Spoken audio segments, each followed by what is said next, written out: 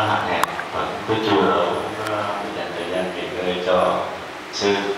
Tại sao họ có nói vậy? Tại vì các sư cũng phải có sức khỏe tốt thì có thể giúp bảo đảm cho các người lớn không nên tuổi ở ngôi chùa này. Thì tụi con thì công việc thì cũng nhiều, nhưng mà để có một chút thời gian tới đây thì cũng không phải là cái chuyện gì nó khó khăn lắm. Thì tụi con đến đây giống cái tim mà anh Minh nói là trái tim dị dạng, còn sư thì nói là trái tim lồi đó, còn con thì nói là trái tim có bốn ngăn theo đúng cái từ chạy máu trong y khoa. Thì dù là trái tim nào chẳng nữa, nhưng mà nó ngắn gọn là đó là trái tim với tấm lòng bao dung vì mọi người.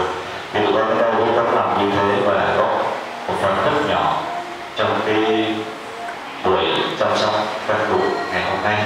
Thì một bữa cơm giống như nãy có bà thì nói rất là thịnh soạn, nhưng mà tại sao ăn không hết? Bởi vì ngon như thế nhiều cho nên là nó còn đó, nhưng người ta nói là dư hơn là thiếu. Không sao hết, chúng tôi ghi nhận cái tấm lòng của các sư đối với tụi con.